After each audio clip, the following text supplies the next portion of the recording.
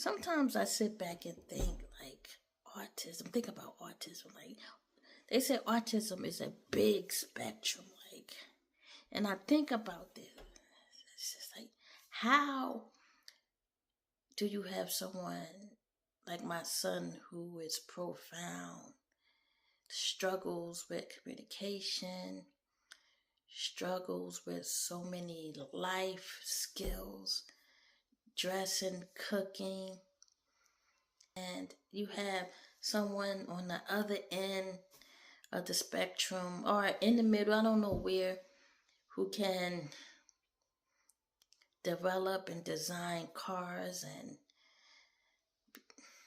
become a doctor, a lawyer, a teacher, someone who can do whatever, like so many amazing different things. That, not saying that, my son cannot do amazing things. He's doing some amazing things, and based on his ability. But I just sit back and think about, how the heck do we just lump all these people on this one spectrum and call them autistic?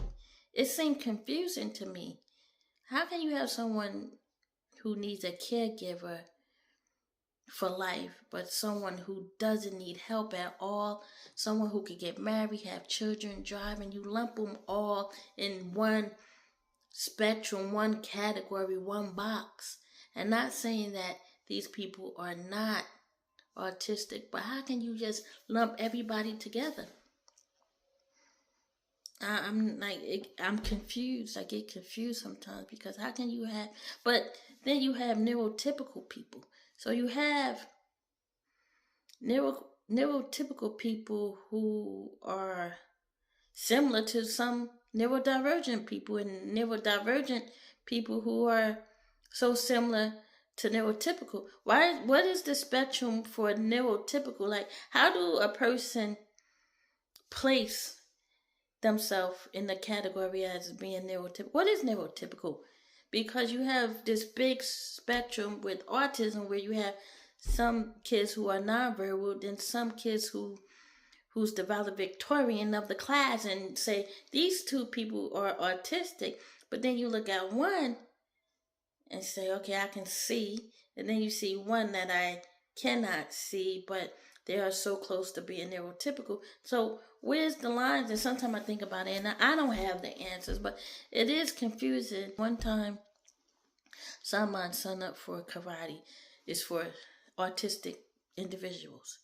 But when I get there, the autistic individuals are more neurotypical, if you will. And he's struggling, and they looking at him like, dude, like, what are you doing here?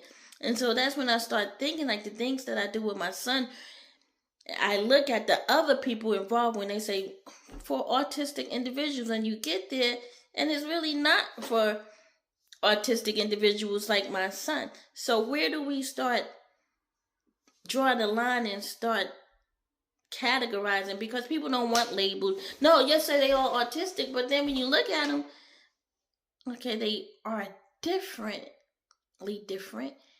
And how do we set up programs for people on the spectrum? Like, because you just can't set one set of programs and just say all autistic people are welcome. And when you get there, everybody there living the neurotypical life. Be you, be great. I gotta go.